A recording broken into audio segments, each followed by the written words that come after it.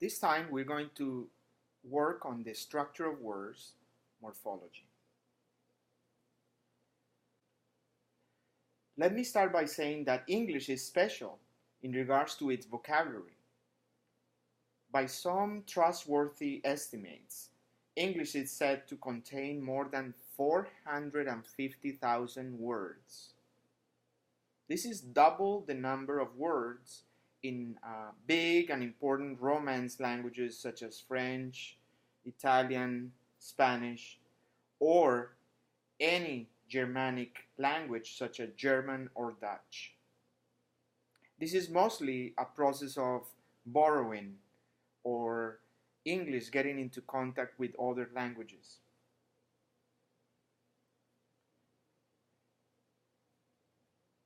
This presentation, you will be able to identify root morphemes, prefixes, suffixes, and simple and complex words. You will also be able to discriminate between derivational and inflectional morphemes. You will be able to describe parts of speech and part of speech changes resulting from morphological processes. Finally, you will be able to determine the importance of morphological processes to build up vocabulary of students. First, two main points. Terayanka 1990 tells us that in a sense we are all English language learners. First, we learn through language every day. We learn language, for example, new words every day. And finally, we also learn about language. For example, all you're learning about phonetics, phonology.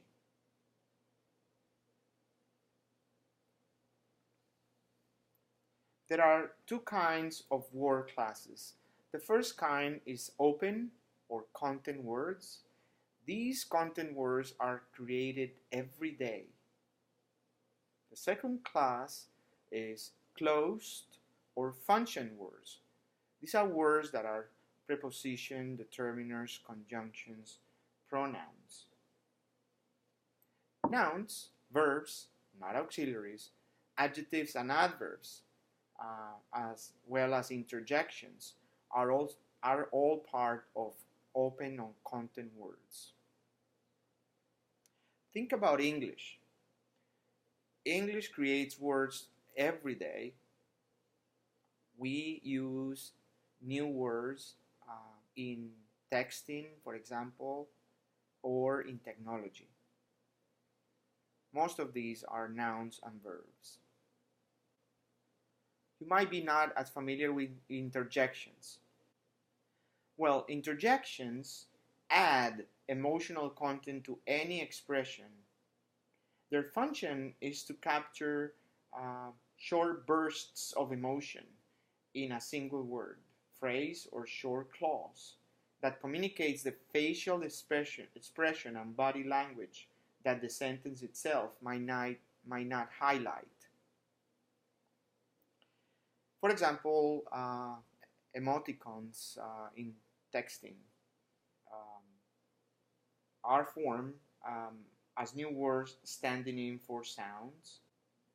Interjections are formed as new words standing in for sounds and are added not only from technical backgrounds but also from sources such as comics and subtitle. It is in this sense that one will encounter the noises of motors or sirens or mechanical sounds, violence, continuously being updated. For example, broom, kapaboom, sunk, and some of those that you see here. Content words and function words are represented here in this chart that we already are familiar with.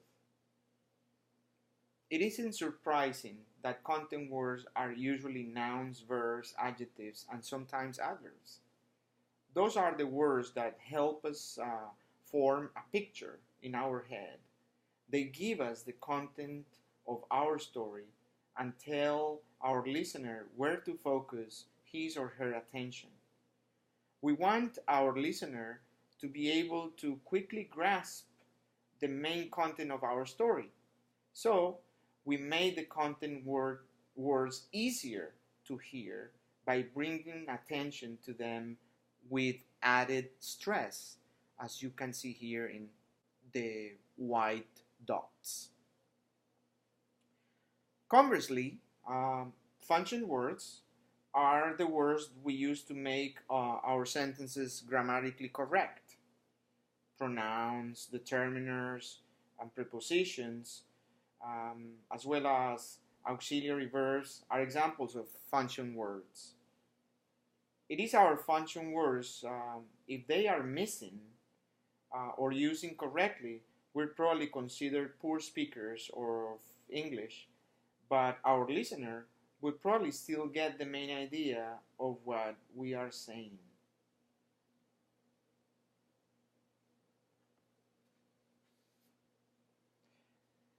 We're going to talk about morphological principles.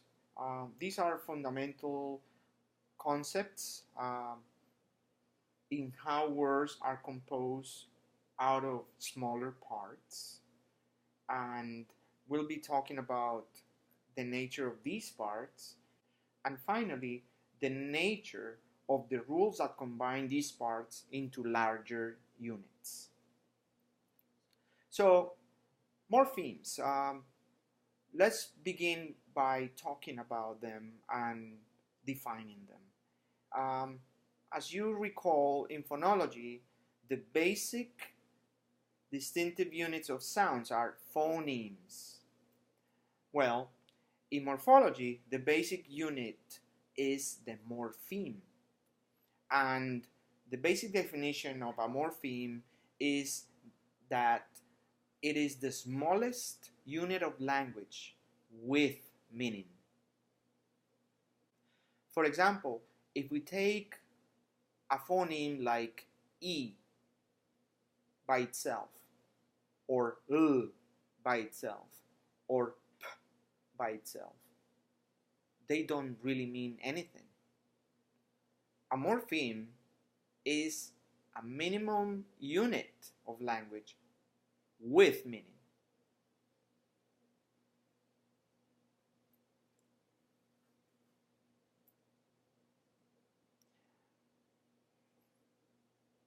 As you can see here, words, free morphemes, we can call them, combine with other parts, bound morphemes, to form new words with new meanings and new parts of speech. Let's take a look at this. The red part you see is the free morpheme. It can stand by itself, play. It is a content word. It has a completely independent meaning. Bound morpheme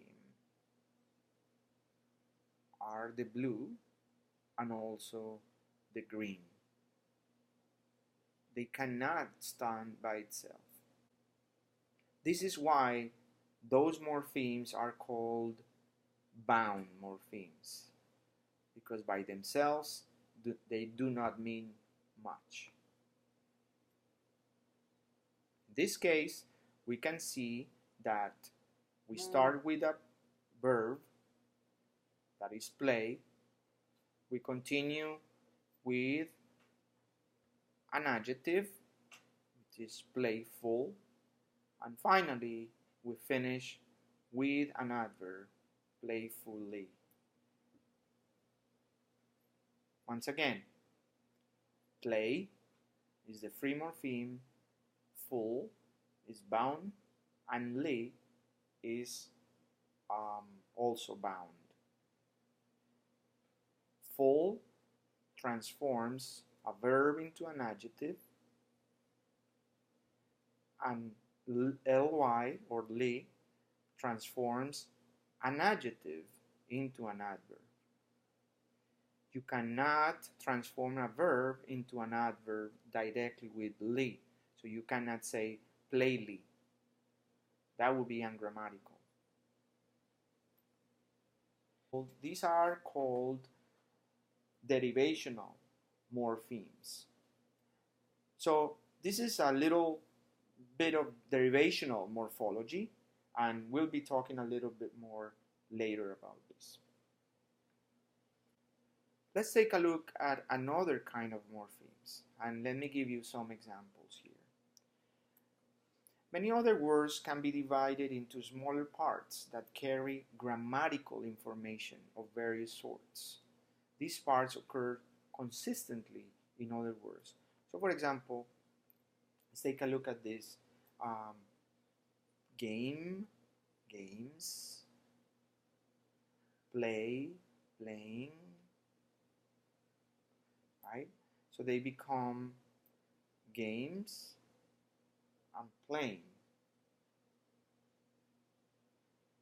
One thing to consider here is that note that these morphemes that are bound, the S and the ing,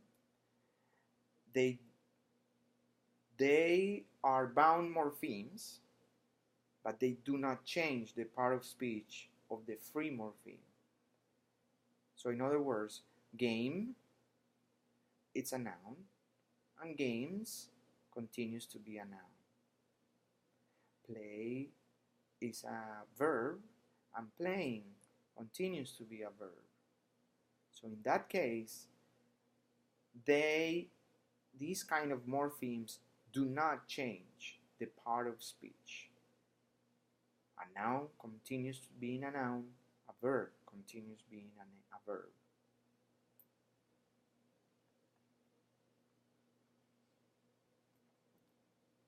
These smaller parts occur consistently within many words. So for example, S forms the plural consistently, right?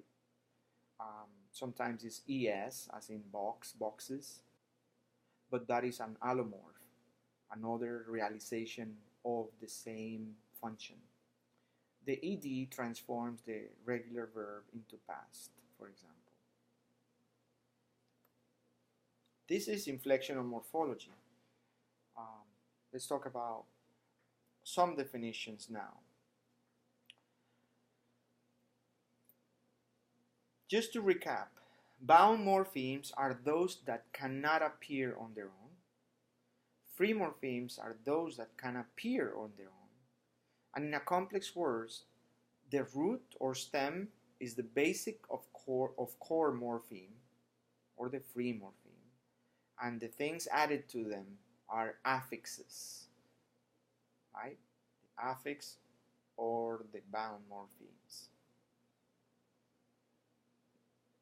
So, if we take a look at this again,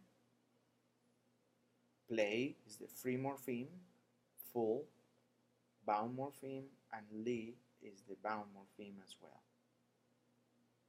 What you can say about this is that this is derivational morphology because they change the part of speech of the free morpheme. A verb becomes an adjective, and then the adjective becomes an adverb by means of adding these bound morphemes. So, play is called the root or stem, and the other ones are called affixes. In this case, they are called suffixes because they are located after the free morpheme or the root. Let's take a look at further points here. Affixes are divided into prefixes and suffixes, depending on whether they occur before or after the free morpheme they attach to. So for the most part, prefixes and suffixes are always bound, except for very isolated instances.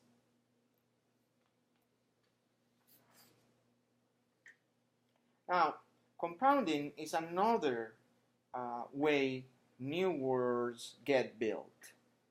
The vast majority of compounds are nouns, verbs, or adjectives.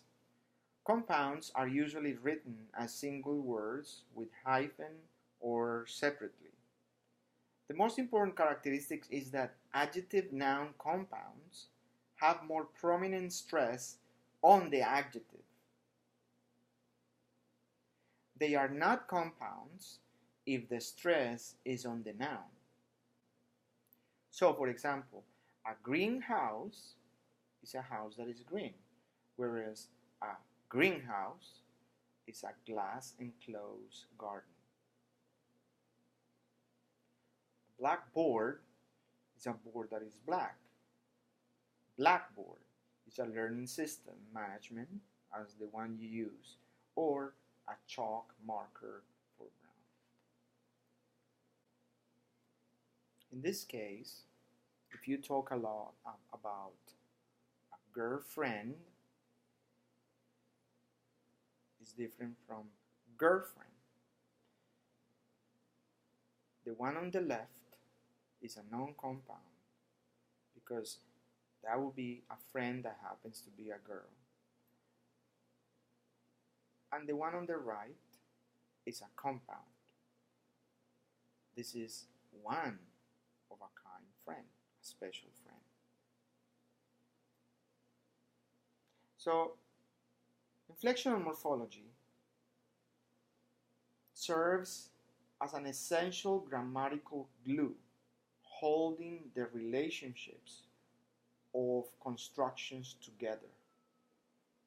In the graphic that you see here, these grammatical relationships are those of number, possession, case, tense, and aspect, and degree. Yet, in some languages, inflectional morphology is minimal or may not exist at all.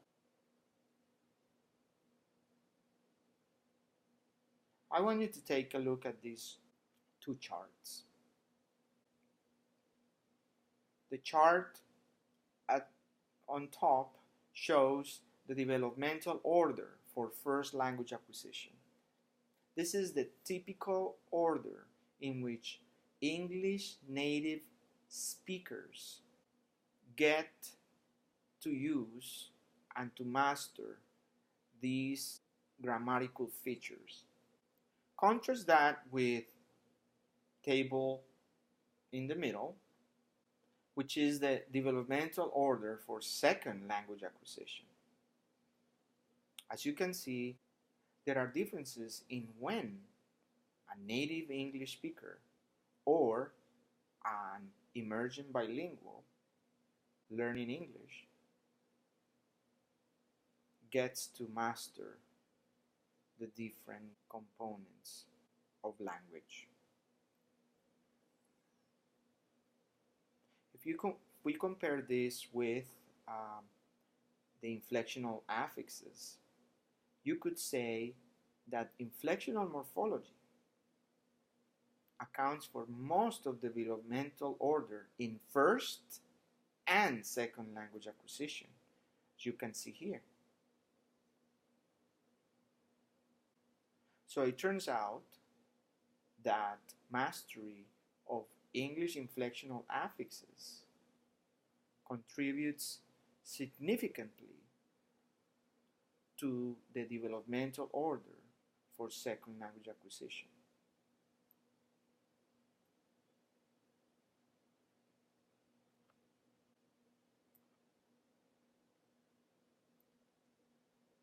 But inflectional morphology is just the tip of the iceberg.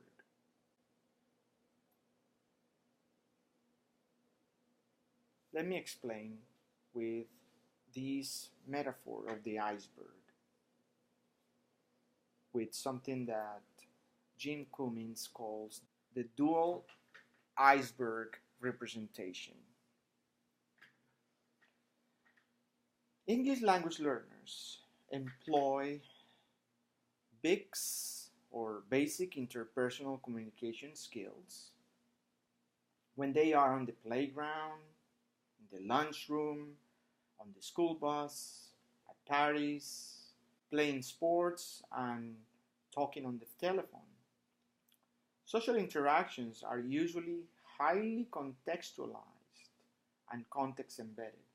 That is, they occur in a meaningful social context. They are not very demanding cognitively. The language required is not specialized. These language skills usually develop within 6 months to 2 years after arrival in the United States. So this is what we call the surface level, the social language, the tip of the iceberg. L1 represents the first language, L2 represents the second language, in this case English. This is why serious problems arise when teachers and administrators think that a child is proficient in a language when they demonstrate good social English. Nothing could be further from the truth. Remember, a lot more lies under the surface. Cognitive academic language proficiency, CALP, refers to formal academic learning.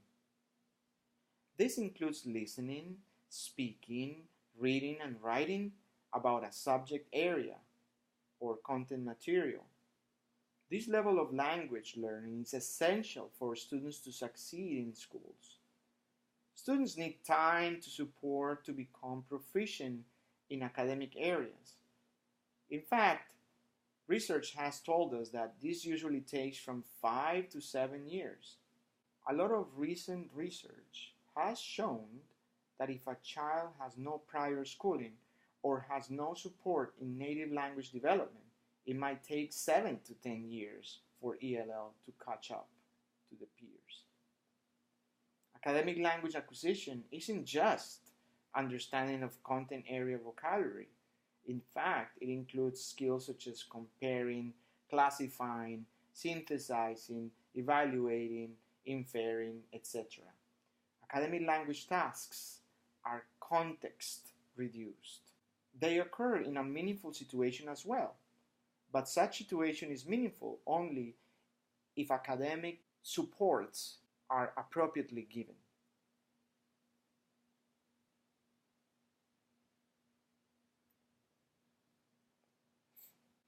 So we can say that both inflectional and derivational morphology have to do with both social and academic language. But inflectional morphology, as I showed you with the charts, has to do a lot more with social language as opposed to academic language, where derivation of morphology is the foundation. Let's talk a little about derivational morphology. Here are some English derivational suffixes. There are dozens of these. So what I would recommend is to learn by heart the inflectional morphemes. They are not too many. We have one for plural s. We have one for possessive or genitive s as well. So these are two that form nouns. We have one for non-past s, as in reads, works. We have one to form the progressive ing, one to form the past tense, and one to form the past participle en, as in break, broken, steal, stolen. And we have two for adjectives. One is the comparative er and the superlative est. Comparative er is like smaller one, and the superlative is the est, smallest. So, not too difficult to memorize. 2 for nouns, 4 for verbs, and 2 for adjectives. That's what I would recommend. It's much easier than to memorize dozens of them because derivational morphology is vast. Here are some English derivational prefixes. One particularity of derivational prefixes is that they do not change the part of speech. So the noun continues to be a noun, the verb continues to be a verb, the adjective continues to be an adjective. This is important to note. However, remember, all suffixes that are derivational change the part of speech. So why is it that derivational morphology is important? Let me talk about the academic word list. The academic word list is a list of words which appear with high frequency in the English language academic texts that does not include words that are in the most frequent 2,000 words of English. The list contains 570 words families and about 3,000 words altogether. So, we are talking about English having around 450,000 words. This is the 3,000 words that are most used in academics in English, and it only has 3,000 words. The list is divided into 10 sublists, and sublist 1 consists of the 60 most common words in the academic word list. A word list looks like this. The words in italics represent the most frequent form in that family. So as you could see, this is the family of concept, conception. The second one is the family of legislate, and the third one is the family of indicate. So as you could see, the words in italics, concept in the first column, legislation in the second column, and indicate in the third column are the most common of all the family. What this indicates is that you could actually, by teaching one of these morphemes that are derivational, you actually might be increasing the vocabulary of the students greatly. This is because more than 82% of the words in the academic word list are of Greek or Latin origin, indicating that the study of prefixes, suffixes might be one way to study this vocabulary.